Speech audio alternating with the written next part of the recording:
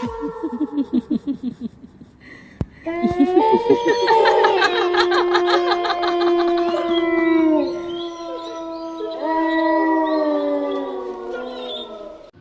ស្តីពុកម៉ែបងប្អូនទាំងអស់គ្នារាត្រីនេះចេញមកនិយាយដើមគេទៀតហើយសាច់រឿងក៏ដូចជាហេតុការណ៍ទាំងមូលដែលយើងត្រូវនឹងលើកយកមកនិយាយនៅរាត្រីនេះគឺ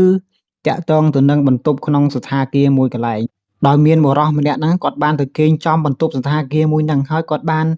និយាយគ្នាលេងគាត់បានជជែកគ្នាលេងគាត់បានទិញអីហូបចុកជុំគ្នាជាមួយនឹងបុរសដែលនៅជាប់បន្ទប់គាត់ហ្នឹងដោយគាត់ពុំដឹងថាបុរសដែលនៅជាប់បន្ទប់គាត់ហ្នឹងគាត់គឺជាវិញ្ញាណខ្មោចគាត់គឺជាវិញ្ញាណនោះទេហើយទម្រាំតែបុរសម្នាក់ហ្នឹងគាត់ដឹងថាបុរសដែលនៅជាប់បន្ទប់របស់គាត់ហ្នឹងជាវិញ្ញាណខ្មោចជាវិញ្ញាណណាបងប្រុសម្នាក់ហ្នឹងគាត់ស្ទើរតែបុរសដែលនៅជាប់បន្ទប់ហ្នឹងយកព្រលឹងយកគាត់ទៅតាមពីព្រោះអាបុរសដែលជាប់បន្ទប់របស់គាត់ហ្នឹងគាត់មករកមនុស្សទៅតាមគាត់អញ្ចឹងចង់ដឹងថាសាច់រឿងក៏ដូចជាហេតុការណ៍ទាំងមូលវាកើតឡើងយ៉ាងដូចម្ដេចខ្លះ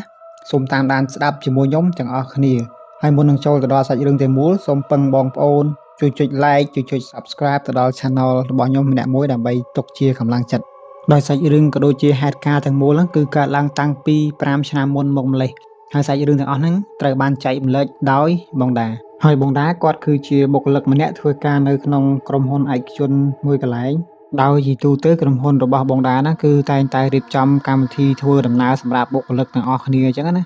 គឺក្រុមហ៊ុនរបស់បងតាតែងតែរៀបចំដំណើរកម្សាន្តសម្រាប់បុគ្គលិកទាំងអស់គ្នាជាទូទៅក្រុមហ៊ុនរបស់គាត់តែងតែមានដំណើរកម្សាន្តរៀងរាល់ចុងឆ្នាំម្ដងពេលខ្លះក៏នៅក្នុងស្រុកខ្មែរពេលខ្លះក៏ដើរលេងនៅក្រៅប្រទេសអញ្ចឹងទៅប៉ុន្តែម្ដងហ្នឹងក្រុមហ៊ុនរបស់បងតាហ្នឹងរៀបចំឲ្យដំណើរកម្សាន្តទៅកាន់ប្រទេសថៃអញ្ចឹងបានន័យថាសាច់រឿងទាំងអស់នៅរាត្រីនេះគឺតាក់ទងទៅនឹងសន្តាគារនៅឯប្រទេសថៃ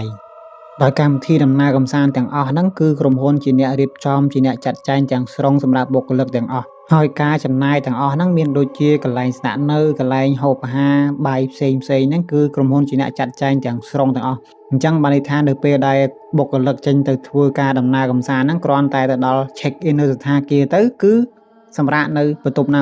តាមអ្វីដែលក្រុមហ៊ុនបានចាត់ចែងហើយនៅក្នុងដំណើរកម្សាន្តមួយនេះដែរក្រុមហ៊ុនរបស់បងតាហ្នឹងបានរៀបចំដំណើរកម្សាន្តទាំងមូលហ្នឹងគឺមានរយៈពេល2យប់3ថ្ងៃហើយបុគ្គលិកទាំងអស់គ្នាហ្នឹងក៏បានរៀបចំធ្វើដំណើរកម្សាន្តទៅកាន់ប្រទេសថៃរួចក៏ទៅដល់សន្តាគារធ្វើការ check in រួចក៏ចូលទៅកាន់បន្ទប់រៀងខ្លួនអីអញ្ចឹងណា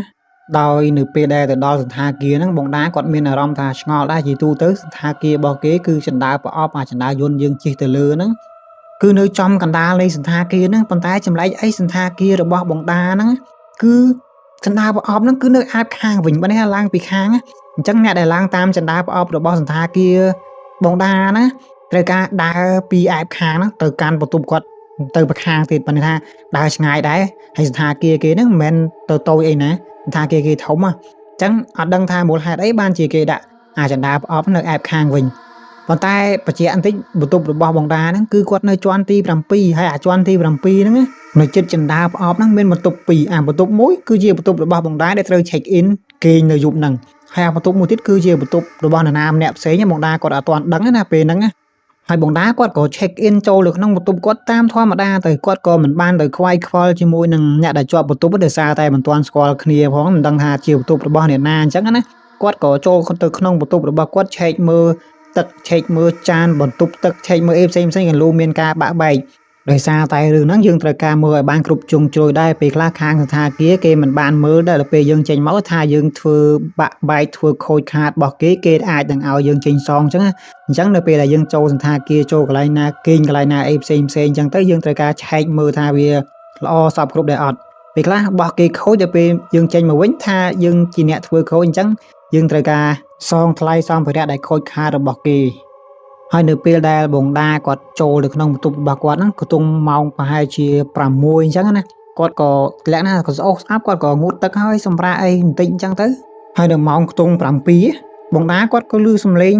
scan សោលក្ខណៈ scan សោទ្វារដោះបើកសោទ្វារលក្ខណៈថាសន្តាគារគេមិនប្រើកាត scan មែនអត់នៅពេលដែលគាត់ scan ទៅឮទឿនអញ្ចឹងទៅហើយបើកទ្វារក្រាក់ចូលក្នុងបន្ទប់អញ្ចឹងបងតាគាត់ក៏ចេញមកមើលក៏ឃើញបុរសម្នាក់ហ្នឹងដើរចូលទៅក្នុងបន្ទប់គាត់ក៏គិតចិត្តថាអូបន្ទប់នេះបាន2នាក់គាត់ណាគាត់ជាគ្នាលក្ខណៈអញ្ចឹងដោយសារតែបន្ទប់ជាន់គាត់ណាជាន់ទី7ហ្នឹងបន្ទប់គាត់2ហ្នឹងហើយបន្ទប់គេផ្សេងគ្នានៅជាន់ជាមួយគ្នាហ្នឹងវាឆ្ងាយពីគ្នាឆ្ងាយពីអចនាយន្តដែលឡើងមក បន្ទប់របស់គាត់ហើយបន្ទប់បរិសុទ្ធដែលដើរចូលបន្ទប់ហ្នឹងគឺនៅជាប់គ្នាប៉ុន្តែបន្ទប់ផ្សេងទៀតដែលគេនៅជាន់ជាមួយគាត់ហ្នឹងគឺនៅឆ្ងាយពីគ្នាអញ្ចឹងគាត់ក៏គិតថាអូបានពីអ្នកបងហ្នឹងក្រែងបានជាគ្នាកែលោមានការឈឺយុបលុបឈឺស្កាត់យុបលុបគ្រាន់ហៅគ្នាទៅវិញទៅមកអញ្ចឹងបានជួយគ្នាអញ្ចឹងហើយបន្ទាប់ពីហ្នឹងទៅបងតាគាត់ក៏ចុះទៅក្រោមចុះទៅជាន់ក្រោមទិញអីញ៉ាំអញ្ចឹងដូចជាបាយអាហារគ្រីមអីពេលល្ងាចអញ្ចឹងណាហើយគាត់ក៏បានទិញស្រាប្រហែលដបមកគាត់ទុកញ៉ាំដោយសារតែបងតាហ្នឹងគាត់ចូលចិត្តញ៉ាំស្រាគាត់ទិញស្រាប្រហែលដបយកមកទុកញ៉ាំខ្លួនឯងនៅបន្ទប់ហ្នឹងហើយអាស្រាគាត់ទិញដឹងស្រាអីអត់គឺអាស្រាដបយើងស្រាឆាអាតម្រៃរបស់ថៃហើយគាត់ក៏ទិញមកជិះចណ្ដាយន្តឡើងមកធម្មតានៅជាន់ទី7របស់គាត់ធម្មតាអញ្ចឹងនៅពេលដែលគាត់ដើរមកដល់អាជាន់គាត់ហ្នឹងគាត់ក៏ឃើញបុរសម្នាក់ដែលនៅជាប់បន្ទប់គាត់បើកទ្វារចូលបន្ទប់ទៀតមិនដឹងគាត់ចុះមកពីស្មានណាគាត់ចេញស្មានណាហើយគាត់ក៏បងតាគាត់ក៏មិនបានស៊ូថាបងឯងចុះទៅក្រោមស្មានណាអត់ហៅគ្នាផងអត់ចាំគ្នាផងគាត់អត់បានស៊ូអញ្ចឹងទេប៉ុន្តែកំណត់របស់គាត់ចង់ស៊ូបែបហ្នឹងគ្រាន់ថានៅពេលដែលគាត់ចុះពីចណ្ដាយន្តចេញពីចណ្ដាយន្តមកគាត់ឃើញបងហ្នឹងបើកទ្វារចូលបន្ទប់ស្រេចហ្នឹងហើយបងតាគាត់ក៏ធម្មតាទៅគាត់ក៏ដើរចូលទៅក្នុងបន្ទប់របស់គាត់ធម្មតាទៅហើយនៅពេលដែលបងតាគាត់ញ៉ាំរបស់របរដែលគាត់ទិញមកនៅក្នុងបន្ទប់គាត់ហើយគាត់ក៏ចុះទៅដើរលេងលក្ខណៈថាបងតាគាត់ខូចដែរគាត់ចង់ទៅដើរលេងទៅមើលស្រីស្អាតនៅស្រុកថៃស្បូរស្រីស្អាតបែបហ្នឹងគាត់លឺគេនិយាយគាត់ក៏ដើរលេងអីចឹងធម្មតាទៅហើយនៅពេលដែលគាត់ត្រឡប់មកវិញគឺម៉ោងខ្ទង់12យប់ណា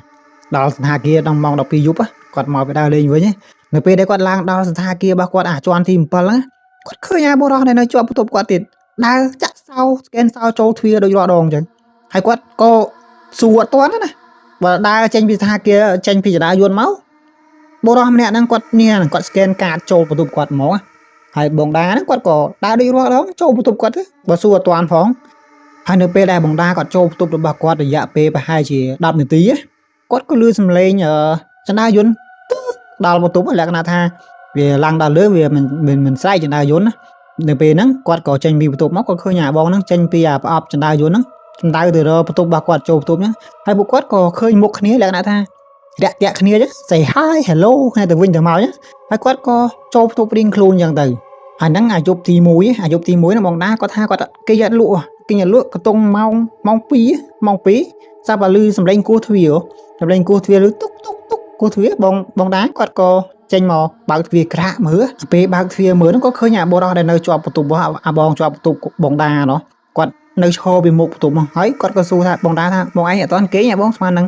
តែពេលហើយបងតាគាត់ឆ្លើយថាអូគេងអត់លក់បងអើយអានេះហត់ពេកលក្ខណៈថាអស់កម្លាំងដែរប៉ុន្តែមិនដឹងមិនសពសល់គេងអត់លក់បងតាគាត់ឆ្លើយអញ្ចឹងហើយនៅពេលហ្នឹងអាបងតាគាត់សួរអាបងដែលគោះទ្វារអាបងដែលនៅជាប់បន្ទប់គាត់ហ្នឹងសួរថាមិនបងដឹងខ្ញុំអត់ទាន់គេងអញ្ចឹងបងហើយបងមកគោះទ្វារអញ្ចឹងពេលហើយអាបងនៅជាប់បន្ទប់គាត់ថាអូលឺបងឯងចាក់ចម្រៀងចាក់លឺដល់ពេលអញ្ចឹងក៏ខ្ញុំគេងអត់លក់ដែរក៏មកគោះទ្វារបងលេងអញ្ចឹងនៅពេលហ្នឹងបងតាគាត់យកអាកូនបាស JBL គាត់ទៅគាត់ចាក់ចម្រៀងពេញបន្ទប់ហ្នឹងអញ្ចឹងបានអាបងដែលជាប់បន្ទប់គាត់លឺបងតាគាត់ចាក់ចម្រៀងគាត់ក៏មកគោះបន្ទប់ទៅហើយពេលហ្នឹងបងតាគាត់ថាអូចឹងបានពីអ្នកបងបានគ្នាយើងនៅជាប់គ្នាហើយពួកគាត់ក៏និយាយគ្នាលេងនិយាយប្រហែលជាមកសបកធំក៏ទុំប្រហែលជាកន្លះម៉ោងដែរពួកគាត់ក៏បែកគ្នាទៅចូលបន្ទប់គេងរៀងខ្លួនហើយបន្ទាប់មកទៀតក៏ទុំម៉ោងប្រហែលជា3ទុំម៉ោង3ស្រាប់តែបងតាហ្នឹងគាត់លឺសំឡេងគោះទ្វារទៀតទុកហើយអាមាត់ទ្វាររបស់សន្តាគារនីមួយគឺគេមានអាភ្នែកឆ្មាសម្រាប់មើលនោះអាហ្នឹងហើយបងតាគាត់ក៏មើលតាមអាប្រឡោះហ្នឹងមកឃើញអាបងជាប់បន្ទប់គាត់ហ្នឹងឈរនៅមុខបន្ទប់គោះទ្វារទុកហើយគាត់ឃើញអញ្ចឹងគាត់ក៏បើកទ្វារមើលណាហើយក៏ឃើញអាបងជាប់បន្ទប់ឈរនៅមុខបន្ទប់របស់បងតាហ្នឹងហើយបងតាគាត់សួរថាបងមានការអីមែនអាពេលហ្នឹងអាបងហ្នឹងក៏ឆ្លើយថាគាត់គេងអត់លក់គាត់ចង់មកនាំបងតាហ្នឹងគេជើគ្នានិយាយគ្នាលេងអញ្ចឹងគាត់អោបសុកគាត់ថាគាត់គេងអត់លក់ហើយអាបងតាគាត់ក៏ឆ្លើយថាបងអើយខ្ញុំជិះឡានថ្ងៃហ្នឹងហត់ណាខ្ញុំសុំគេងហើយដោយសារតែជិះឡានមកយូរដែរតម្រាំដល់កន្លែងហ្នឹងហើយក៏សុំបងហ្នឹងគេងហើយគាត់ក៏បិទទ្វារគេងទៀតទៅបន្ទាប់មកដល់ម៉ោង4អា4ក្រោយហ្នឹងស្រាប់តែលឺសំឡេងគោះទ្វារទៀតទុងអាបន្ទប់បងតាហ្នឹងអាបងជាប់បន្ទប់មកគោះទ្វារទៀតទុងទៀតដល់ពេលហើយអាបងតាហ្នឹងគាត់ក៏អើតាមភ្នែកឆ្មាទៀតគាត់គិតចិត្តថាយេគោះអត់ឲ្យគេងទេមកទៅឯងកំពុងតែអស់កម្លាំងផងអាបងតាគាត់គិតចិត្តបែបហ្នឹងហើយយប់ហ្នឹងបងតាគាត់មិនបានគេងលក់ស្រួលទេដោយសារតែបងដែលជាប់បន្ទប់ផ្ទះគាត់ហ្នឹងគាត់គោះទ្វាររហូតដល់ពេលអញ្ចឹងធ្វើឲ្យគាត់ហ្នឹងអត់ងួយគេងហើយព្រលឹមឡើងហ្នឹងschedule ក្រុមហ៊ុនត្រូវការដឹកបុគ្គលិកដែល ត្រូវទៅដើរលេងហ្នឹងណាដល់ពេលហើយបងតាគាត់ទៅគាត់រៀបចំចេញទៅជាមួយគេមួយឯងទាំងមមីមកមើលដោយសារតែគាត់អត់គេងបានគេងពីយប់ដល់ពេលនៅលើឡានគាត់គេងលើឡានគាត់អត់បានដើរចុះទៅមើលគេមើលឯងកន្លែងកំសាន្តនេះកន្លែងកំសាន្តនោះដោយសារតែគាត់អត់ងួយគាត់សុំគេគេងនៅលើឡានអញ្ចឹងគេក៏ឲ្យនៅគេងនៅលើឡានអញ្ចឹងទៅហើយបន្ទាប់ពីការដើរលេងហើយបងតាហ្នឹងគាត់ក៏ត្រឡប់មកវិញនៅពេលដែលគាត់ត្រឡប់មកដល់បន្ទប់ហ្នឹងខ្ទង់ម៉ោងប្រហែលជា9ណាគាត់ឡើងមកដល់បន្ទប់គាត់ក៏ជួបអាបងជាប់បន្ទប់គាត់ហ្នឹងទៀតអញ្ចឹងលក្ខណៈដូចចៃដន្យដូចនិស័យអញ្ចឹងជួបរហូតចេញជួបចូលជួបពេលខ្លះនៅពេលដែលបងតាគាត់បើកទ្វារចេញពីបន្ទប់គាត់មកណាក៏ឃើញអាបងហ្នឹងឈរមុខបន្ទប់គាត់រហូតលក្ខណៈថាគាត់ទៅឈរចាំមុខបន្ទប់ចាំបងតាចេញពីបន្ទប់មកបើកទ្វារចេញពីបន្ទប់អញ្ចឹងអាងនិយាយគ្នាលេងជំនុំគ្នាលេងអញ្ចឹងណាហើយនៅម៉ោងកតុងប្រហែលជា11បងតាគាត់លក្ខណៈថាគាត់ជាអ្នកផឹកស្រាម្នាក់ដែរគាត់ក៏ចុះទៅទិញស្រាពីបេដបយកមកផឹកអញ្ចឹងទៅនៅពេលដែលគាត់ចុះទៅអាបងដែលជាប់បន្ទប់គាត់អត់នេះទេគាត់អត់ចេញពីបន្ទប់ទេបងតាគាត់ចុះទៅទិញស្រាបានហើយត្រឡប់មកវិញហើយពេលដែលគាត់ឡើងជិះចណ្ដារយន្តហ្នឹងមកពេលចេញពីចណ្ដារយន្តដើរមកបន្ទប់គាត់ហ្នឹងគាត់ឃើញអាបងជាប់បន្ទប់គាត់ហ្នឹងដើរចូលបន្ទប់ទៀតលក្ខណៈថាដើរមុខក្រោយអញ្ចឹងដូចយើងចេញពីចណ្ដារយន្តអញ្ចឹងមានមួយដើរមុខមានមួយដើរក្រោយលក្ខណៈបែបហ្នឹងប៉ុន្តែអាបងដែលនៅជាប់បន្ទប់ហ្នឹងគាត់ដើរទៅមុខហើយចម្ងាយដែលពួកគាត់ដើរពីគ្នាហ្នឹងដើរចម្ងាយពីគ្នាហ្នឹងពីបើគិតពីបងតាទៅដល់អាបងម្នាក់ដែលជាប់បន្ទប់គាត់ហ្នឹងមានចម្ងាយប្រហែលជា10ម៉ែត្របើជិះចណ្ដារយន្តជាមួយគ្នាគឺយើងដើរទៅគ្នាមែនអត់ប៉ុន្តែនេះលក្ខណៈថាគាត់ដើរមកចាំអាកន្លែងចណ្ដារយន្តហ្នឹងហើយស្ដាប់ស្នូសំឡេងចណ្ដារយន្តមកប្រហែលជាគាត់ដើរទៅមុនអញ្ចឹងប្រហែលជាលក្ខណៈបែបហ្នឹងហើយពេលហ្នឹងបងតាគាត់ក៏ទៅមិនគិតអីច្រើនទេគាត់មិនគិតអីគាត់ដើរតាមក្រោយចូលបន្ទប់គាត់ធម្មតាហើយអាបងហ្នឹង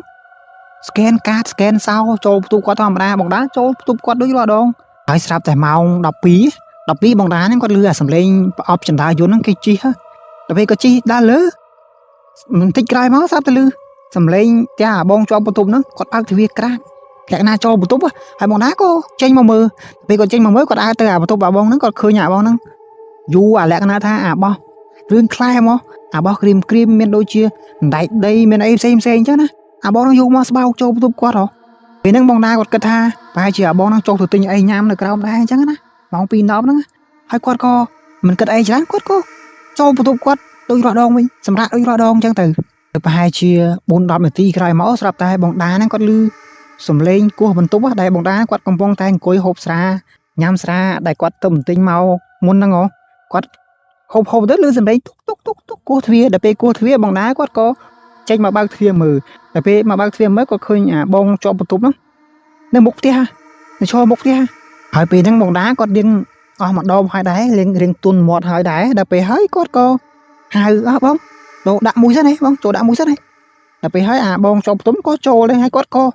អត់និយាយអីច្រើនណាអាបងជាប់បន្ទប់ពេលចូលទៅបងតាគាត់ហុចស្រាឲ្យគាត់ក៏មូស្រាគាត់ស្រាហូបធម្មតាអញ្ចឹងទៅដល់ពេលហើយបងតាគាត់ថាអូខ្វះសាច់ខ្លែមបងអើយមានសាច់ខ្លែមអែមហ្មងដល់ពេលអាបងហ្នឹងគាត់ក៏មិនមាត់គាត់ក៏ដើរចេញទៅក្រៅបន្ទប់បងតាហ្នឹងស្រាប់បានរបស់ខ្លែម2ថងមកណែកដីលក្ខណៈណែកដីបាន2ថងមកក៏ហែកខ្លែមទាំងអស់គ្នាអញ្ចឹងទៅអាសណ្ដែកដីអាសណ្ដែកដីដែលបងតាឃើញគាត់យូរចូលបន្ទប់មកថងធំគាត់យូរមកស្បោងធំគាត់ហើយបងតាគាត់គិតថាបងហ្នឹងចូលទៅទិញអីញ៉ាំអាហារសម្រន់ពេលយប់អញ្ចឹងណាហ្នឹងគាត់យកមកហ្នឹងបងតាគាត់គិតថាអញ្ចឹងហើយបើយើងអ្នកស្ដាប់យើងក៏គិតអញ្ចឹងដែរមែនអត់គាត់ទៅយូរមកវិញហ្នឹងដល់ពេលភ្លាមគាត់ទៅរកណាបានគាត់មិនយកពីបន្ទប់គាត់មិនអញ្ចឹងហើយអាពេលកំពុងផឹកស្រាទាំងអស់គ្នាហ្នឹងណាបងតាគាត់ថាពេលខ្លះគាត់ស៊ូទៅអាបងជាប់បន្ទប់ដែលអង្គុយហូបស្រាមួយគាត់ស៊ូចុះស៊ូឡើងអាបងគាត់ថាញឹមអត់សូវហ៊ានឆ្លើយអត់សូវចេះឆ្លើយលក្ខណៈបែបហ្នឹងលក្ខណៈថាមនុស្សអ៊ីនណាស៊ូទៅញឹមអត់ឆ្លើយឬគាត់អត់ចង់និយាយអីមិនដឹងតែគាត់លក្ខណៈថាគាត់រាក់ទាក់ហើយពួកគាត់ក៏អង្គុយហូបស្រាជាមួយគ្នាកន្ទង់ដល់ម៉ោង12កន្លះអញ្ចឹងណាដល់ម៉ោងហ្នឹងស្រាប់តែឃើញអ្នកដែលធ្វើការនៅក្នុងអាគារហ្នឹងណាកាត់បន្ទប់បោះបងតាហ្នឹងដល់ពេលហើយងាកទៅបន្ទប់បងតាណាបន្ទប់បងតាដល់ពេលដែលគាត់អង្គុយហូបស្រាគាត់បើកទ្វារចំហមកគាត់អត់បិទទេណាដល់ពេលអ្នកដែលធ្វើការនៅក្នុងសន្តាគារដើរកាត់ងាកទៅឃើញអាបងដែលនៅជាប់បន្ទប់បងតាហ្នឹងគាត់នៅក្នុងបន្ទប់បងតាហ្នឹងដែរតែបុគ្គលិកធ្វើការនៅសន្តាគារហ្នឹងដើរឡើងលឿនដើម្បីឲ្យផុតពីបន្ទប់របស់បងតាណាគាត់ដឹងមូលហេតុអីហើយបងតាគាត់ជាឆ្ងល់គាត់ដើរចេញមកក្រៅហើយ ឃើញអាបងដើរដល់ផ្លូវចដាយន្តបាត់ហើយហ្នឹងហើយគម្រោងរបស់បងតាដែរគាត់ដើរចេញមកក្រៅទៅរកអាបុគ្គលិកសន្តាគារហ្នឹងគាត់ចង់ស៊ូចុះហេតុអីបានតែឃើញគាត់ចឹងភ័យស្លន់ស្លោចឹងដើរលឿនម៉េចប៉ុន្តែសួរអត់ទាន់ដោយសារតែលក្ខណៈអីមួយយើងអត់ដឹងមានរឿងអីមួយគាត់ខ្លាចអីមួយយើងអត់ដឹងអញ្ចឹងដល់ពេលគាត់ដើរដល់ចដាយន្តគាត់ជិះចដាយន្តទៅបាត់ទៅបងតាគាត់ក៏មិនបានដឹងរឿងគាត់ក៏មិនបានស៊ូអីវែងឆ្ងាយបានច្រើនអីដែរហើយស្រាប់តែមកសន្ទុះក្រោយមកក៏ឃើញមានបុគ្គលិកសន្តាគារហ្នឹង3 4 5នាក់មកទៀតដល់ពេលហើយឃើញអាបន្ទប់បងហ្នឹងបន្ទប់បងតាហ្នឹងឃើញមានអាបងមួយជាប់បន្ទប់នៅហ្នឹងដែរគាត់ទៅដល់មុខហ្នឹងរងធ្វើដើរលឿនលក្ខណៈបែបហ្នឹងដល់ពេលហើយអាបងតាហ្នឹងបងតាគាត់ក៏ស្ទុះរត់ចេញពីបន្ទប់របស់គាត់មកក៏តន់បុគ្គលិកដែលធ្វើការនៅក្នុងសន្តាគារហ្នឹងហើយក៏សួរថាបងឈប់បងមានរឿងអីបានជាដើរបន្ទប់ខ្ញុំហើយក្នុងភេទដើរលឿនម៉េចសួរបែបហ្នឹងហើយអាបងដែលធ្វើការនៅក្នុងសន្តាគារហ្នឹងបងដែលធ្វើការនៅក្នុងសន្តាគារក៏ឆ្លើយថាកុំតាក់ទងកុំនិយាយរកជាមួយអាបងហ្នឹងអាបងជាប់បន្ទប់ហ្នឹងកុំគាត់ក៏និយាយតែបែបហ្នឹងនិយាយបានថាប៉ុណ្ណឹងពួកគាត់ក៏នាំគ្នាជិះចដាយន្តទៅជាន់ក្រោមវិញណាអាពេលហ្នឹងបងតាគាត់រកស៊ូឆ្លើយតបទៅវិញយកស៊ូទៅវិញក៏ស៊ូអត់ទាន់ទេសារតែពួកគាត់បញ្ញាជិះចដាយន្តទៅជាន់ក្រោមវិញអត់ដឹងមូលហេតុហើយគាត់ក៏គិតក្នុងចិត្តថាហេពួកនេះប្លែកមិនទេវ៉ៃគិតក្នុងចិត្តបែបហ្នឹងហើយគាត់ដើរចូលបន្ទប់គាត់ទៅផឹកស្រាជាមួយអាបងជាប់បន្ទប់ដូចរាល់ដងហើយអាពេលហ្នឹងបងតាហើយអាបងជាប់បន្ទប់នាំគ្នាហូបស្រាជជែកគ្នាលេងទាល់តែម៉ោង 4 ភ្លឺបានពួកគាត់សម្រាប់ហើយអាបងជាប់បន្ទប់គាត់ហូបស្រាតែម្ដងហ្នឹងទេគាត់ហូបបាត់អស់និយាយរួមទៅតាំងពីគាត់ចូលបន្ទប់របស់បងតាហ្នឹងតាំងពីគាត់គាស់រហូតដល់ម៉ោង 4 ហ្នឹងគាត់ហូបបាត់អស់ម្ដងហ្នឹងទេបន្ទាប់ពីហូបស្រាជាមួយគ្នាហើយពួកគាត់ក៏ចែកផ្លូវគ្នាសម្រាប់ទៅអាបងជាប់បន្ទប់គាត់ក៏ទៅគេងបន្ទប់គាត់ទៅហើយបងតាគាត់ក៏សម្រាប់នៅបន្ទប់គាត់ទៅហើយបលឹមឡើងហ្នឹងបងតាគាត់លក្ខណៈថាគាត់ទៅមិនបានគេងហើយគាត់ហូបស្រាច្រើនពីល្ងាចផងណាគាត់ក៏មិនបានទៅដើរលេងជាមួយក្រុមការងារអីទេគាត់ក៏បានប្រាប់ខាងអ្នកគ្រប់គ្រងខាងអ្នកដំណើរគ្រប់គ្រងប្រាប់ខាងកាយគេថាគាត់អត់បានទៅគាត់អត់ស្រួលខ្លួនគាត់ចេះចុះចឹងណាគាត់ក៏ប្រាប់ចឹងហើយកាយគេក៏អូខេហើយគាត់សម្រាប់នៅសន្តាគារទៅដល់ពេលចឹងបងតាហ្នឹងគាត់ក៏សម្រាប់នៅសន្តាគារម្នាក់ឯងអ្នកផ្សេងគេទៅអស់ទៅហើយបន្ទាប់មកទៀតបងតាហ្នឹងគាត់ស្វឹងពីល្ងាចផងគាត់អត់បានគេងផងហ្នឹងគាត់ក៏គេងដល់ម៉ោង 8បានគាត់ចុះទៅទិញអីញ៉ាំនៅក្រោមហើយបន្ទាប់ពីគាត់ចុះទិញអីញ៉ាំហើយគាត់ឡើងមកសន្តាគារមកកន្លែងគាត់គេងវិញណាក៏ជួបអាបងហ្នឹងដើរមកចូលបន្ទប់គាត់ទៀតដើរទៅមុខគាត់ទៀតបើកទ្វារចូលបន្ទប់ធម្មតាហើយបងតាគាត់ក៏ឃើញអូខេគាត់ក៏ចូលបន្ទប់គាត់ធម្មតាដូចគ្នាពេលដែរបងតាគាត់ធ្វើអីញ៉ាំហើយស្រស់ស្រូបអាហាររួចហើយដល់ថ្ងៃត្រង់ម៉ោង 12 ថ្ងៃត្រង់ហ្នឹងអាបងជាប់បន្ទប់មកគោះទ្វារទៀតពេលមកគោះទ្វារបងតាហ្នឹងគាត់អាចមើលតាមអាភ្នែកឆ្មាទៀតក៏ឃើញអាបងហ្នឹងគាត់ក៏បើកទ្វារចេញមកស៊ូលេងនិយាយគ្នាលេងអីដូចរាល់ដងអញ្ចឹងណាប៉ុន្តែអាពេលហ្នឹងអាបងជាប់បន្ទប់ហ្នឹងស៊ូបងតាស៊ូចម្លែកប្លែកវាខុសពីលក្ខណៈមិនសមមិញណាលក្ខណៈស៊ូបងតាថាបងឯងខ្លាចខ្ញុំអត់ស៊ូអញ្ចឹងណាបងឯងខ្លាចខ្ញុំអត់ហើយបងតាគាត់ក៏ឆ្លើយតាមធម្មតាតែខ្លាចអីបងស្អីតែគ្នាឯងមនុស្សដូចគ្នាខ្លាចអីខ្លាចតែខ្មោចបងតាថាអញ្ចឹងណាហើយពេលហ្នឹងអាបងជាប់បន្ទប់និយាយទៀតនិយាយថាគេគ្រប់គ្នាគេខ្លាចខ្ញុំគេអត់ចង់ទៅជាមួយខ្ញុំទេប្រាប់បងតាថាអញ្ចឹងណាចម្លែកអត់បងប្អូននិយាយរួមទៅថ្ងៃទី 2 ហ្នឹងថ្ងៃទី 2 ហ្នឹងអាបងជាប់បន្ទប់និយាយចម្លែកចឹងហ្មងហើយបន្ទាប់មកអាបងជាប់បន្ទប់ក៏និយាយទៀតថាបងទៅមួយខ្ញុំហើយបងតាគាត់ក៏ឆ្លើយថាទៅណាខ្ញុំអត់សូវមានលុយទេខ្ញុំមកនេះមកដោយសារក្រុមហ៊ុនគេនាំមកដើរដំណើរកម្សាន្តទេខ្ញុំអត់មានលុយអត់សូវមានលុយគ្រប់គ្រាន់សម្រាប់ដើរផឹកដើរចាយអីសម្បូរបែបទេបងតាគាត់ឆ្លើយបែបហ្នឹងណាហើយបងជាប់បន្ទប់ថាបងឯងទៅដឹងហើយនៅសុកគាត់និយាយបែបហ្នឹងយើងគិតមើលថាវាចម្លែកដែរអត់ហើយពេលហ្នឹងបងតាគាត់នៅតែប្រកែកដូចដើមដោយសារតែការដើរលេងនេះគឺក្រុមហ៊ុនជាអ្នកធានារ៉ាប់រងថ្លៃចំណាយថ្លៃអីផ្សេងទាំងអស់អញ្ចឹងគាត់នៅតែប្រកែកថាគាត់អត់មានលុយទេអញ្ចឹងគាត់អត់ចង់ដើរទេហើយបងនោះគាត់នៅថាបងឯងទៅតាមខ្ញុំទៅដឹងហើយតែមួយខ្ញុំទៅដឹងហើយគាត់នៅតែនិយាយបែបហ្នឹងដដែលហើយនៅពេលដែលបងតាគាត់ប្រកែកហើយអាបងជាប់បន្ទប់នោះគាត់លក្ខណៈគាត់ខឹងគាត់សម្លក់មុខបងតាណាសម្លក់មុខលក្ខណៈថាមនុស្សខឹងសម្លក់បើកភ្នែកធំសម្លក់ឲ្យដល់ពេលហើយដើរចូលបន្ទប់ខ្លួនឯងវិញនៅពេលដែលគាត់បបួលគេមិនទៅបែរជាខឹងគេដល់ពេលខឹងគេលក្ខណៈថាបើកភ្នែកធំសម្លក់ដាក់គេរួចគាត់ដើរចូលបន្ទប់គាត់ធម្មតាវិញហើយនៅពេលហ្នឹងបងតាគាត់ក៏មិនទៅគិតអីច្រើនដែរគាត់គ្រាន់តែគិតថាប្រហែលជាអាបងហ្នឹង ខឹងគាត់ហើយមកទៅដោយសារតែបបួលគាត់ច្រើនដងហើយណាពេលដែលបបួលច្រើនដងពេកគាត់មិនទៅប្រហែលជាអាបងនឹងខឹងគាត់ណានឹងអ្វីដែលបងតាគាត់គិតខ្លួនឯង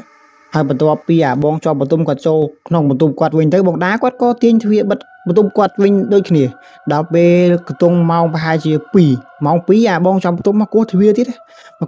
បងតាគាត់ក៏បើកទ្វារមើលដល់ពេលហើយបងតាគាត់ស៊ូដូចរាល់ដងអញ្ចឹងថាបងមានការអីអាបងជាប់បន្ទប់គាត់ក៏នៅតែឆ្លើយថា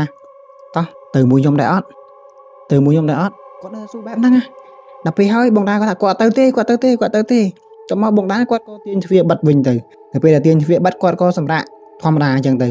ហើយនៅម៉ោងប្រហែលជាម៉ោង3កន្លះបងតាហ្នឹងគាត់ក៏បើកទ្វារបន្ទប់គាត់មកគាត់ក៏ឃើញបុគ្គលិកសន្តាគារ 4-5 នាក់យករបស់អ្វីមួយយ៉ាងមានដូចជារបស់ស័ក្តិសិទ្ធិមានដូចជាយ័ន្តអីផ្សេងអូកាត់នៅមុខបន្ទប់របស់បងតាហ្នឹងហើយបងតាគាត់ឃើញបែបហ្នឹងគាត់ក៏ស៊ូបុគ្គលិកសន្តាគារថាបងជារបស់អ្វីហ្នឹងបងហើយបុគ្គលិកសន្តាគារក៏មិនបានតបតអ្វីទៅកាន់បងតាវិញតែដល់ពេលហើយបងតាគាត់ក៏ឆ្លើយថាបងបន្ទប់ហ្នឹងមានគេនៅតែបងហើយបុគ្គលិកសន្តាគារគាត់ក៏នៅតែមិននិយាយតបតទៅកាន់បងតាវិញ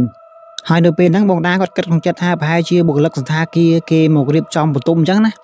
ព្រោះជាទូទៅបុគ្គលិកសន្តាគារនៅពេលដែលភ្ញៀវឬក៏អ្នកណាដែលស្នាក់នៅក្នុងសន្តាគារចេញទៅក្រៅឬក៏ធ្វើដំណើរកម្សាន្តគាត់តែងតែមករៀបចំសន្តាគារអញ្ចឹងទៅមានដូចជាការរៀបចំពូកគេងការរៀបចំកសែងដែលយើងផ្លាស់ប្ដូរនៅក្នុងបន្ទប់ទឹកអញ្ចឹងទៅដូរកសែងឲ្យយើងអញ្ចឹងទៅនេះគឺអ្វីដែលបុគ្គលិកសន្តាគារគេធ្វើនៅក្នុងសន្តាគាររបស់គេហ្នឹងអ្វីដែលបងតាគាត់គិតបែបហ្នឹងហើយបងតាគាត់នៅតែនិយាយទៅកាន់បុគ្គលិកសន្តាគារទៀតថាបងអំបញ្ញមិញអាបងនៅជាប់បន្ទប់ហ្នឹងគាត់ទើបតែមកហៅខ្ញុំឲ្យទៅជាមួយគាត់ហើយបុគ្គលិកសន្តាគារនៅពេលដែលបងតាឮបងតានិយាយបែបហ្នឹងហើយក៏សម្លឹងមុខគ្នាពេលសម្លឹងមុខគ្នាហើយគាត់ថាអូនច្រឡំទេដឹងអីបន្ទប់ហ្នឹងអត់មានអ្នកនៅទេបន្ទប់ហ្នឹងបិទចោលប្រហែលជាមួយខែហើយបងតាគាត់ក៏ឆ្លើយទៅកាន់បុគ្គលិកសន្តាគារវិញថាបងច្រឡំទេខ្ញុំទៅបានផឹកស្រាជាមួយគាត់ញ៉ាំអីជាមួយគាត់និយាយលេងជាមួយគាត់អស់2ថ្ងៃណា2យប់2ថ្ងៃណាខ្ញុំទៅជួបគាត់រួចហើយបងថាអត់មនុស្សនៅបែបម៉េចហើយនៅពេលហ្នឹងមានបុគ្គលិកសន្តាគារម្នាក់ឆ្លើយថាអត់ច្រឡំទេក្មួយបន្ទប់ហ្នឹងគេបិទចោលអត់ឲ្យប្រើប្រហែលជាមួយខែហើយនៅពេលហ្នឹងបងតាគាត់ឮបែបហ្នឹងហើយគាត់ក៏លក្ខណៈថាគាត់ស្រឡាំងកាំងគាត់លន់មកខ្លួនឯងថាបងចុះខ្ញុំជួប2ថ្ងៃហ្នឹងណាគេចុះបើបងថាអត់មានមនុស្សនៅព្រោះអាបងហ្នឹងគាត់ពេលចេញពីបន្ទប់គាត់មកគោះទ្វារបន្ទប់ខ្ញុំរាល់យប់នៅពេលដែរហើយគាត់មកសុំខ្ញុំផឹកស្រាហូបស្រាជាមួយគ្នាទៀតហើយបងថាអត់បន្ទប់នៅហើយនៅពេលដែលបុគ្គលិកសន្តាគារឮបងតានិយាយបែបហ្នឹងហើយក៏សម្លឹងមុខគ្នាហើយក៏មិនបានតបតទៅកាន់បងតាវិញដែរពួកគាត់ក៏យកវាយអវ៉ាន់វត្ថុស័ក្តិសិទ្ធិគាត់អូសមកណាតាមបងតាគាត់ឃើញចូលទៅក្នុងបន្ទប់របស់បងមួយដែលនៅជាប់បន្ទប់បងតានោះចូលទៅហ្នឹងគាត់បិទទ្វារក្រឹបហើយស្រាប់តែមកស្បក់មកវិញមកស្បក់ក្រោយមកវិញក៏បុគ្គលិកសន្តាគារចេញឡើងលឿនទៅចណ្ដាយួនចុះទៅក្រោមអញ្ចឹងណាហើយបងតាគាត់ចេះឆ្ងល់ប៉ុន្តែគាត់អត់បានស៊ូថាមានរឿងអីកើតឡើងទេដោយសារតែបុគ្គលិកសន្តាគារទី1លក្ខណៈថាគេរៀងបញ្ចង់ប្រាប់យើងគេចង់លាក់ពីព័ត៌មានអ្វីដែលកើតឡើងនៅក្នុងសន្តាគាររបស់គេអញ្ចឹងណាហើយបន្ទាប់ពីហ្នឹងទៀតយប់ទី3ក៏ឈានចូលមកដល់នៅពេលដែលដល់ម៉ោង9ណាបងតាគាត់មិនទាន់គេងហើយគាត់ក៏ឮសំឡេងគោះទ្វារទៀតឮសំឡេងគោះទ្វារបងតាគាត់ក៏អើតមើលតាមអាភ្នែកឆ្មានោះមកអើតមើលតាមអាភ្នែកឆ្មាទីទូទៅសន្តាគារគេតែងតែមានអាកន្លែងអើតមើលអ្នកណាដែលគោះទ្វារខាងក្រៅអញ្ចឹងណាបងតាគាត់ក៏អើតមើលតាមហ្នឹងនៅពេលដែលគាត់អើតមើលតាមហ្នឹងគាត់ឃើញអាបងជាប់បន្ទប់ហ្នឹងដដែលគោះទ្វារគាត់នៅឈរមុខបន្ទប់ទ្វាររបស់គាត់ហើយបងតាគាត់ក៏បើកទ្វារទៅណានៅពេលដែលគាត់បើកទ្វារទៅគាត់ឃើញបងឈរមុខបន្ទប់គាត់នៅពេលដែលបងតាគាត់ឃើញអាបងនោះឈរនៅមុខបន្ទប់ហើយបងតាគាត់ក៏សួរអាបងថាបងមានការអីមែនតែពេលហើយអាបងហ្នឹងឆ្លើយថាគាត់ថាសុំគេងដែរតែពេលហើយបងតាគាត់លក្ខណៈថាគាត់ក៏មិនសូវស្រួលក្នុងចិត្តដែរដោយសារតែអាពេលថ្ងៃហ្នឹងបុគ្គលិកសន្តាគារថាបន្ទប់បងដែលនៅជាប់បន្ទប់គាត់ហ្នឹងអត់មានមនុស្សនៅទេដល់ពេលអញ្ចឹងគាត់លក្ខណៈថាក្នុងចិត្តរបស់គាត់ក៏ចាប់ផ្ដើមគិតរឿងអ្វីចម្លែកចេញមកអញ្ចឹងគាត់ក៏មិនឆ្លើយថាមិនទេបងខ្ញុំគេងជាមួយគ្នាអត់បានទេបងដោយសារតែក្រែខ្ញុំមានតែមួយខ្ញុំអាចឲ្យបងគេងបានទេចុះបន្ទប់របស់បងមិនបងអត់គេងហើយបងឆ្លើយថាបន្ទប់គាត់ហ្នឹងគាត់ថាគាត់ចូលអត់រួចជាប់សោអញ្ចឹងណាពេលហ្នឹងបងតាគាត់ចាប់ផ្ដើមមានអារម្មណ៍មិនសូវស្រួលក្នុងចិត្តណាហើយបងតាគាត់ក៏ជើញទ្វារបិទទៅគាត់ក៏ចូលបន្ទប់គាត់គេងតាមធម្មតាវិញណាគាត់ក៏ចាប់ផ្ដើមមានអារម្មណ៍មិនសូវស្រួលក្នុងចិត្តហើយពេលហ្នឹងគិតច្រើនចាប់ផ្ដើមគិតច្រើនហើយប៉ុន្តែទោះជាគាត់គិតច្រើនក៏គាត់មិនដឹងធ្វើម៉េចដែរគាត់ក៏សង្ងំគេងតាមធម្មតាអញ្ចឹងណាហើយបន្ទាប់ពីបងតាគាត់សង្ងំគេងហើយនៅម៉ោង 10 កន្លះយប់ហ្នឹងចាប់ផ្ដើមឮសំឡេងគោះទ្វារម្ដងទៀត បងដាពេលហ្នឹងគាត់ចាប់ផ្ដើមធុញគាត់ធុញមែនតើណាពេលម៉ោង10កន្លងពេលដែលអាបងជាប់បន្ទប់មកគោះទ្វារមួយសារទៀតទៅបងដាគាត់អត់ទៅបើកទ្វារទេលក្ខណៈគាត់ធុញគោះពេកហើយណាមួយមានអារម្មណ៍មិនសូវស្រួលពីថ្ងៃថាបន្ទប់ដែលនៅជាប់គាត់អត់មានមនុស្សនៅផងហ៎អញ្ចឹងគាត់ចាប់ផ្ដើមធុញគាត់ចាប់ផ្ដើមគិតច្រើនពេលហ្នឹងគាត់អត់ទៅបើកទេស្រាប់តែបន្តិចក្រោយមកអត់ឮសំឡេងគោះទៀតទេណាហើយនៅពេលដែលគាត់លែងឮសំឡេងគោះទ្វារហ្នឹងហើយគាត់គិតថា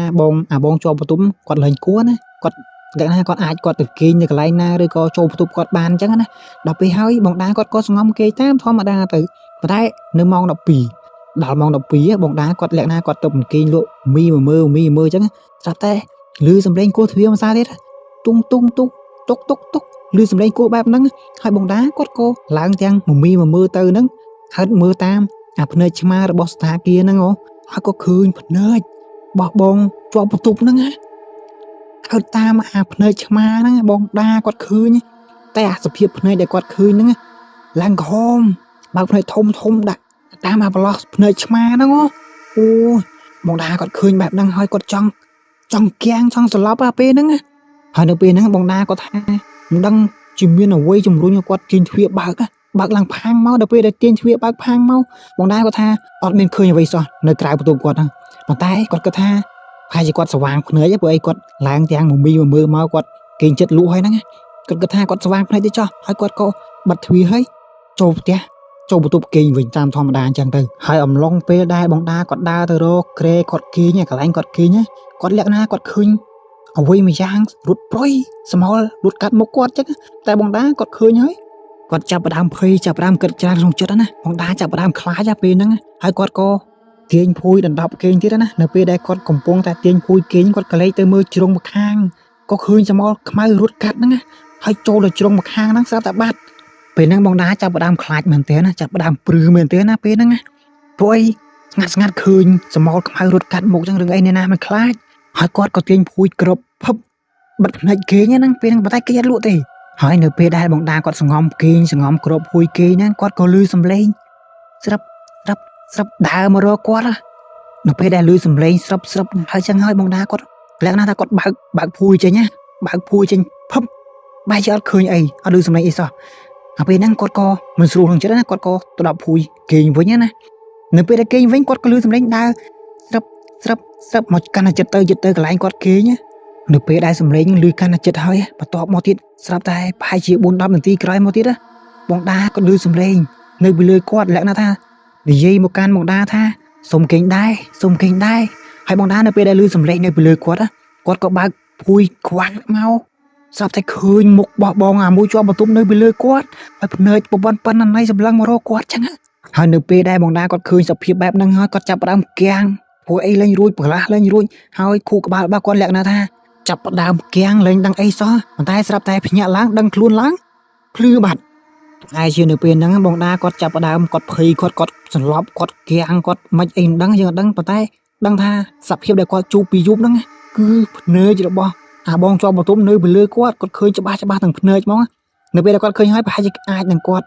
គាំងឬក៏អាចអាបងជាប់បន្ទប់ឬក៏វិញ្ញាណខ្មោចបងជាប់បន្ទប់ហ្នឹងគាត់ធ្វើឲ្យបងដាឡើងដឹងខ្លួនណាលក្ខណៈបែបហ្នឹងប៉ុន្តែក្រោយមកទៀតអ្វីដែលគាត់ដឹងខ្លួនឡើងគឺភ្លឺប៉ុន្តែពេលភ្លឺហ្នឹងគាត់ឃើញអាបន្ទប់ទ្វាររបស់គាត់នេះបើកទ្វារបានន័យថាបន្ទប់ទ្វាររបស់គាត់ហ្នឹងវានៅចំហទ្វារដោយពីយប់គាត់បានទាញទ្វារបិទហើយណាប៉ុន្តែហេតុអីព្រលឹមឡើង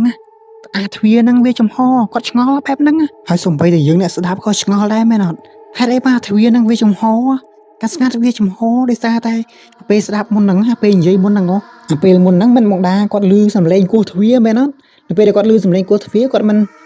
ចេញទៅបើកទ្វារនៅពេលដែលគាត់បើកទ្វារ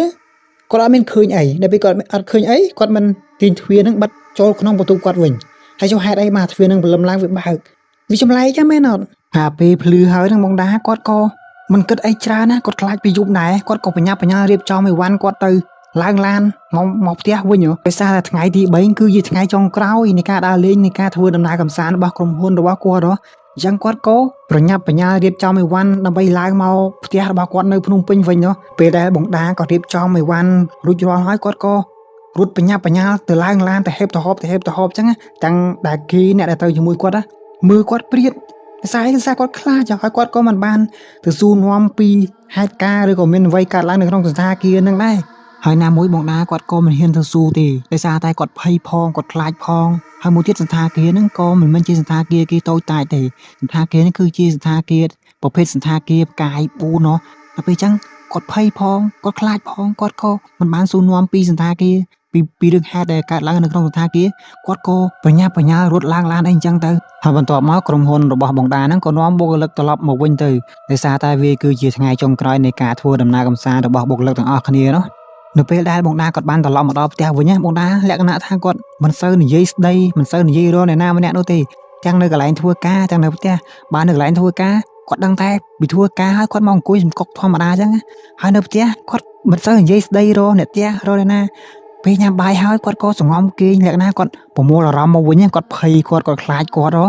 ទោះជាគេស៊ូក៏ដោយអ្នកណាក៏ដោយស៊ូគាត់ថាកើតអីមានរឿងអីកើតឡើងបងតាគាត់ក៏មិនមាត់មិនកទៅរកអ្នកណាម្នាក់គាត់បានតែឆ្លើយថាអត់សូវស្រួលខ្លួនមកពីថៃវិញអត់សូវស្រួលខ្លួនគាត់និយាយតែប៉ុណ្្នឹងណាដោយពីមុនមកបងតាគាត់គឺជាមនុស្សម្នាក់ដែលលក្ខណៈថាគាត់រុះរាយរាក់ទាក់គាត់ចូលចិត្តនិយាយច្រើនគាត់លេងសើចច្រើនអញ្ចឹងណាហើយអាពេលហ្នឹងទាំងគ្រូសាគាត់ទាំងបុគ្គលិកគេក៏ឆ្ងល់ថាបងតាគាត់កើតអីតែម្នាក់គេក៏គិតថាបងតាប្រហែលជាគាត់មិនស្រួលខ្លួនគាត់ចាញ់ទឹកចាញ់ដីស្រុកគេអញ្ចឹងណាក្រោយមកទៀតរយៈពេល2សប្តាហ៍ក្រោយហ្នឹងបងតាលក្ខណៈថាគាត់មានពលឹងពលះគាត់មានស្មារតីឡើងវិញគាត់ក៏ចង់ដឹងរឿងរ៉ាវថាមានរឿងអីខ្លះដែលកើតឡើងនៅសន្តាគារនៅកន្លែងដែលគាត់ស្នាក់នៅបន្ទប់ដែលគាត់ស្នាក់នៅអញ្ចឹងគាត់ក៏ចង់ដឹងហើយគាត់ក៏ខលទៅសួរមិត្តភ័ក្តិគាត់នៅឯប្រទេសថៃហ្នឹងដោយសារតែបងតាហ្នឹងគាត់មានមិត្តភ័ក្តិម្នាក់ធ្វើការនៅក្បែរសន្តាគារហ្នឹងនៅពេលដែលបងតាគាត់ខលសួរគាត់ប្រាប់ពីរឿងរ៉ាវពីហេតុការណ៍ដែលគាត់បានជួបនៅក្នុងសន្តាគារមួយកន្លែងហ្នឹងមិត្តភ័ក្តិរបស់បងតាគាត់ក៏លន់មកថាណាគេបាក់ឲ្យប្រើវិញពីមុនមកមានរឿងរ៉ាវកើតឡើងមួយចំនួននៅកន្លែងសន្តាគារហ្នឹងគេបិទប្រហែលជាមួយខែហើយគេអត់ឲ្យឈូលទៅឲ្យនរណាម្នាក់ទេឬក៏ភ្ញៀវជួនបរទេសនរណាម្នាក់ទេប្រហែលជាគេអាចនឹងទើបនឹងបើកហ្នឹងជាសម្ដីរបស់មិត្តភ័ក្តិរបស់បងតាគាត់ប្រាប់ទៅកាន់បងតាគាត់និយាយទៅកាន់បងតាបែបហ្នឹងនៅពេលហ្នឹងមិត្តភ័ក្តិរបស់បងតាហ្នឹងគាត់ក៏និយាយរឿងរ៉ាវដែលបានកើតឡើងនៅឯប្រទេសថៃនៅឯសន្តាគារមួយហ្នឹងប្រាប់ទៅកាន់បងតាថាពីដើមឡើយកាលពីមួយខែមុនបងតាទៅលេងនៅប្រទេសថៃមួយខែហ្នឹងមានប្តីប្រពន្ធមកគូរស់នៅអាបន្ទប់ហ្នឹងអាបន្ទប់ជាប់បងតាហ្នឹងពួកគាត់ទាំងពីរនាក់កាលពីដំបូងឡើយហ្នឹងគឺជាប្តីប្រពន្ធមកគូដែលស្រឡាញ់គ្នាខ្លាំងណាហើយបន្ទាប់មកមិនដឹងជាយ៉ាងម៉េចប្រពន្ធហ្នឹងក៏រួចមានថ្មីគេហៅថាជួនទី3ឬក៏សហាយរបស់ប្រពន្ធអាពេលហ្នឹងប្តីគាត់ក៏ដឹងតែពេលប្តីដឹងប្តីគាត់ខឹងតែណាខឹងខ្លាំងអ្នកណាមិនខឹងបើប្រពន្ធដេកអោបមិនទ្រូងហើយមានជួនទី3មានសហាយអញ្ចឹងណាប្តីគាត់ដឹងក៏ខឹងខ្លាំងណាហើយថ្ងៃមួយប្រពន្ធហ្នឹងក៏ណាត់ជួបសហាយនៅពេលដែលណាត់ជួបសហាយហ្នឹងប្តីក៏ឃើញប្រពន្ធហ្នឹងណាត់ជួបសហាយនាំសហាយចូលផ្ទះសំណាក់នៅពេលដែលនាំសហាយចូលផ្ទះសំណាក់ហ្នឹងប្តីក៏តាមតាន់ទៅពេលតាមតាន់នឹងប្តីមកចេះប្តីនឹងកំពុងតែមានកំហឹងនៅក្នុងខ្លួនផងនៅពេលដែលតាមតាន់ប្រពន្ធហើយសហាយនៅក្នុងផ្ទះសំណាក់កំពុងតែអស់កាអៅពីខ្លួននៅលេងតែពេលដែលប្តីគាត់ឃើញអញ្ចឹងគាត់ទប់អារម្មណ៍មិនបានតែពេលទប់អារម្មណ៍មិនបានប្តីហ្នឹងដឹងគាត់ធ្វើមិនអត់គាត់សម្លាប់ទាំងពីរនាក់ហ្នឹងទាំងសហាយទាំងប្រពន្ធរបស់គាត់ហ្នឹងទោះបីតែយើងគាត់ថាស្ដាប់ទៅក៏ប្តីហ្នឹងគាត់ខូខើដែរមែនអត់គាត់គឺជាមនុស្សដែរឆាវឆាវមិនអាចគ្រប់គ្រងអារម្មណ៍ខ្លួនឯងបានណាគាត់ក៏សម្លាប់ពួកគាត់ទាំងពីរនាក់ទាំងប្រពន្ធគាត់ទាំងសហាយទាំងជួនទី3របស់ប្រពន្ធគាត់ហ្នឹងសម្លាប់ទាំងអស់ហើយបន្ទាប់មកនៅពេលដែលគាត់មកដល់សន្តាគារវិញប្តីរបស់គាត់ហ្នឹងក៏សម្រេចចិត្តសម្លាប់ខ្លួនឯងដោយការសម្លាប់ខ្លួនឯងហ្នឹងគឺជាការចងកគាត់ចងកសម្លាប់ខ្លួនឯងហើយនៅពេលដែលគាត់ចងកហ្នឹងគ្មានអ្នកណាដឹងទេរយៈពេលប្រហែលជា5ថ្ងៃក្រោយបានមានអ្នកដឹងថាអាកន្លែងហ្នឹងមានក្លិនស្អុយចាស់ពីបន្ទប់ហ្នឹងហើយគេក៏ផ្អើឆោឡោហើយក៏ប្តឹងដល់ខាងសន្តាគារហ្នឹងឲ្យគេមកឆែកមើលឲ្យគេមកបើកមើលបន្ទប់ហ្នឹងនៅពេលដែលបើកទៅឃើញសភាពសាកសពរបស់បងហ្នឹងអាបងជាប់បន្ទប់របស់បងតាហ្នឹងដឹងយ៉ាងម៉េចអត់គឺគាត់ដាច់ក្បាលចេញពីខ្លួនហើយដោយសារតែសភាពសាកសពរបស់គាត់ចងកហ្នឹងគឺវាមានរយៈពេលយូរពេកដែលចឹងវាផុយរលេះរលួយឥឡូវបងប្អូនសាកសម័យទៅមើលរូបភាពសាកមើលជាមួយខ្ញុំទាំងអស់គ្នាសាកមើលនៅពេលដែលសភាពសាកសពចងកយូរចឹងហើយស្បែកផុយមែនអត់ច្បាស់ជាផុយនៅពេលដែលយូរចឹងផុយដល់ពេលទម្ងន់លាក់មកក្រោមមកវាក៏ដាច់ខ្លួនពីក្បាលហ្នឹង ដាច់ខ្លួនធ្លាក់មកក្រោមហើយក្បាលធ្លាក់ទៀតទៅម្ខាងអូយគ្រាន់តែសម័យមើលក៏គួរឲ្យខ្លាចគួរឲ្យអាណ້ອຍអធមដែរមែនអត់ហើយបន្ទាប់ពីហ្នឹងខាងសថាគារគេក៏តាក់ទងខាងគ្រូសានៃសពឲ្យមកយកសាកសពទៅធ្វើបុណ្យតាមប្រពៃណីរបស់គេអញ្ចឹងណាបន្ទាប់ពីខាងគ្រូសានៃសពយកសាកសពទៅធ្វើបុណ្យហើយបន្ទាប់ក្រោយមកទៀតខាងអ្នកដែលនៅក្នុងសថាគារហ្នឹងឮសំឡេងគោះទ្វាររាល់យប់លក្ខណៈថាអាបងដែលស្លាប់ហ្នឹងគាត់ទៅគោះទ្វារគ្រប់បន្ទប់ទាំងអស់នៅពេលដែលគោះទ្វារហើយគេបើកមកគេឃើញអាបងហ្នឹងឈរមុខបន្ទប់នៅពេលដែលឈរមើលហើយក្បាលធ្លាក់ក្ពាកបាល់ដីអញ្ចឹងពីមកផ្ទប់ទៅមកផ្ទប់ពីមកផ្ទប់ទៅមកផ្ទប់រហូតដល់អ្នកដែលរស់នៅក្នុងសថាគារអាជន់ហ្នឹងគេរើចេញអស់គ្រាន់តែសម័យរូបភាពឃើញធ្លាក់ក្បាលហ្នឹងក៏គួរខ្លាចដែរមែនអត់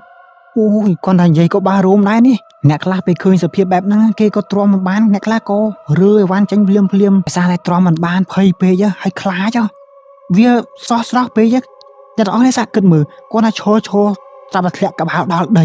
អ្នកណាមិនខ្លះសួរថាបើសិនជាយើងនៅក្នុងសភាពបែបហ្នឹង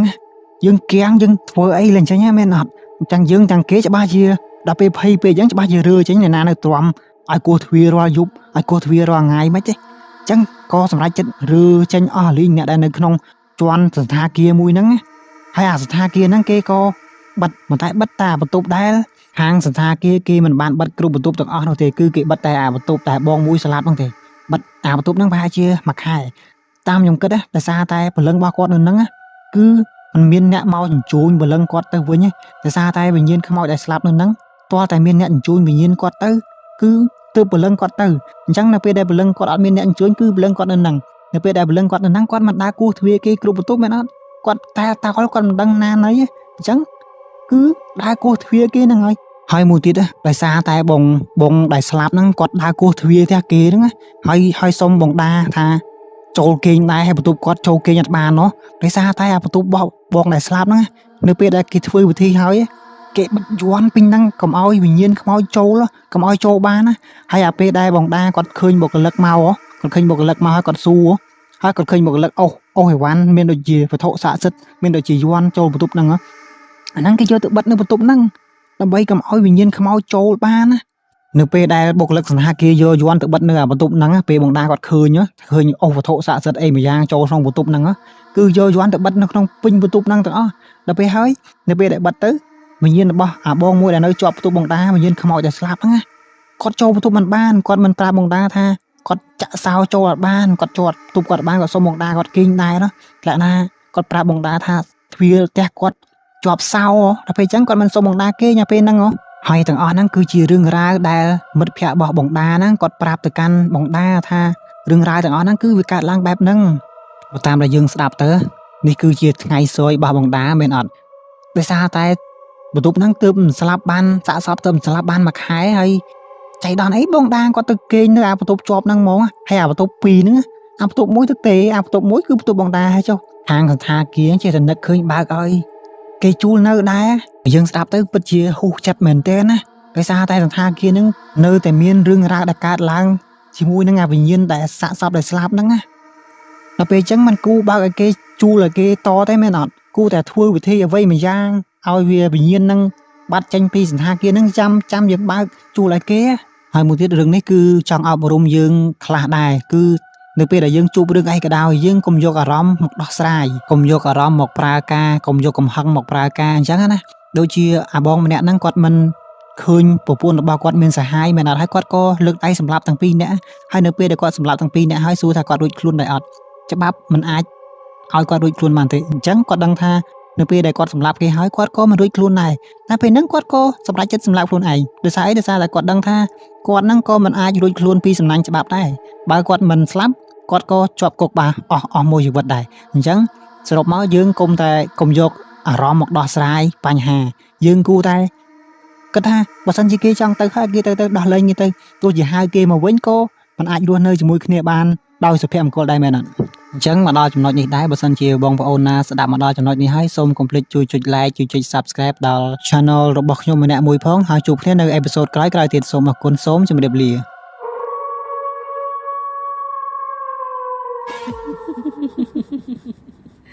Ha ha ha ha!